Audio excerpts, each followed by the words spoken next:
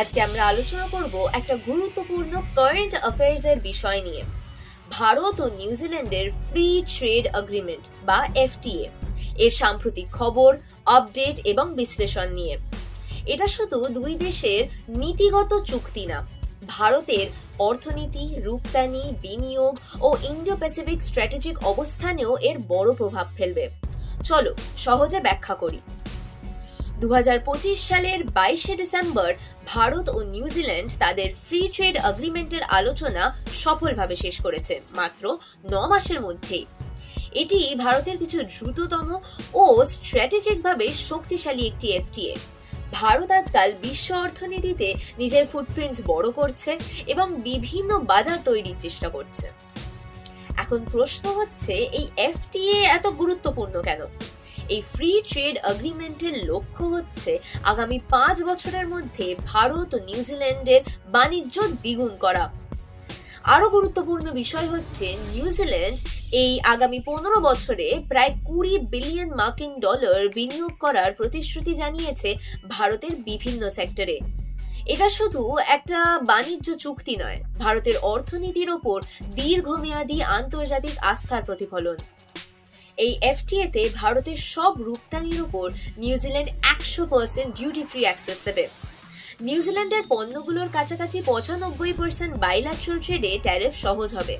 এতে ভারতীয় textile, engineering goods, pharmaceuticals, leather ইত্যাদি সেক্টর লাভবান হবে। কিছু ক্ষেত্রে ভারত রক্ষা করেছে ডেয়ারি, দুধ, চিজ, দই, কিছু কৃষি পণ্য। এগুলোর ওপর ট্যারিফ ফ্রি অ্যাক্সেস দেওয়া হয়নি, কারণ ভারতীয় ডেয়ারি সেক্টর ও কৃষকদের স্বার্থ রক্ষা করতে চেয়েছে। শুধু পণ্য নয়, সার্ভিস ও ভিসা সুবিধাতেও ব্যাপক সুযোগ রয়েছে। 118 সার্ভিস সেক্টরে মার্কেট অ্যাক্সেস, ইন্ডিয়ান প্রফেশনালসদের জন্য টেম্পোরারি এমপ্লয়মেন্ট ভিসা, স্টুডেন্টদের post study work pathways, financial services annex. FTS এর মধ্যে এটা একটি নতুন ধরনের চ্যাপ্টার। এতে ভারত ও নিউজিল্যান্ডের banking, fintech, digital payments, cross border transactions আরো সহজ হবে এবং রেগুলেটরি সার্টেনটি বাড়বে। নিউজিল্যান্ডের প্রাইম মিনিস্টার ক্রিস্টোফার লাকসন বলেছেন, এই এফটিএ জবস ও ইনকাম বাড়াবে এবং নিউজিল্যান্ডের ব্যবসাকে ভারতের 1.4 বিলিয়ন বাজারে প্রবেশের সুযোগ দেবে। ভারতের শিল্প ও এমএসএমইর জন্য এটা বিরাট বড় সুযোগ। এটার মানে হচ্ছে ভারত শুধু মার্কিন বা ইউরোপের উপর নির্ভর নয়, ইন্ডো প্যাসিফিক বা ওশেনিয়া রিজিয়নের বড় ইকোনমিজের সঙ্গে ট্রেড জোরদার করছে। এটা ভবিষ্যতের গ্লোবাল ইকোনমিক আনসার্টেনটিজ এর সময় ভারতের ইকোনমিক রেজিলিয়েন্স বাড়াবে। এই এফটিএ শুধু সুখবর নয়, কিছু পলিটিক্যাল ডিসপিউটস উঠেছে।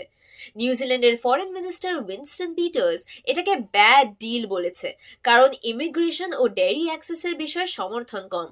কিন্তু নিউজিল্যান্ডের প্রাইম মিনিস্টার লাকসন বলেছেন যে এটা একটা হিস্টোরিক ট্রিটি।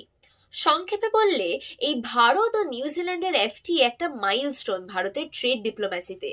এটি আগামী বছরে একটা জনপ্রিয় গ্লোবাল ট্রেড স্টোরি হয়ে উঠতে পারে, বিশেষ করে ভারতের বিকশিত ভারত 2047 ইকোনমিক ভিশনের জন্য।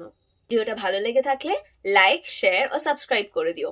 আর নিচে কমেন্টে লিখে জানাও নেক্সট ভিডিও কোন টপিকের উপর চাই। আরামবাগ।